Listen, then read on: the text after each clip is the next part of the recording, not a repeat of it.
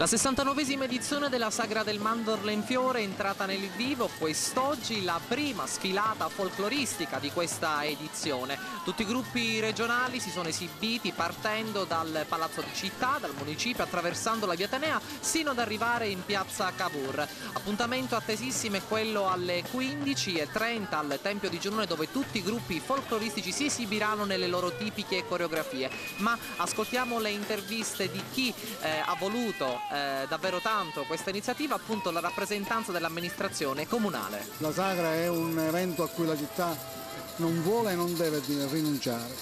Quest'anno, per vari motivi, abbiamo pensato di iniziare con una manifestazione che fosse una manifestazione di rilevanza regionale, ritornando un pochettino a quello che è il passato della Sagra, che è una festa che vede così i nostri avi festeggiare l'arrivo del Mandorlenfiore, una stagione particolare di festa. E quest'anno abbiamo pensato proprio di iniziare questa manifestazione facendola arrivare fino a marzo, dove andremo a concludere questa manifestazione con il Festival Internazionale del Folklore.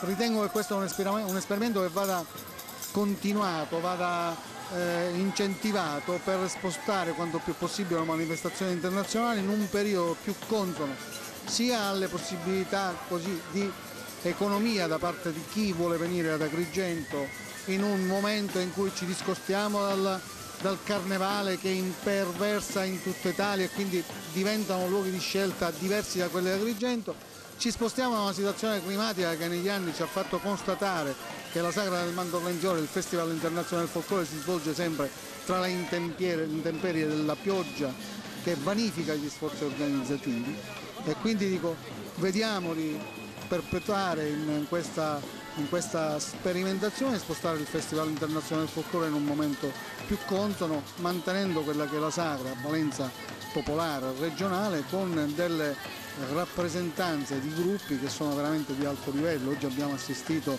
a costumi splendidi, a gruppi storici meravigliosi, per cui ritengo che questa sia la strada giusta.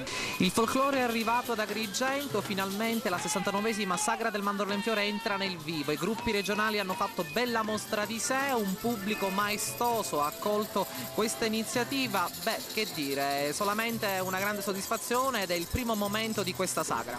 Finalmente parte la Sagra del Mandorlenfiore con i gruppi regionali, carretti siciliani, il corteo storico, e diciamo che molto pubblico, quindi la gente, come abbiamo sempre detto, la Sagra la ama, e tant'è vero che ha dato dimostrazione di questo con una massiccia partecipazione.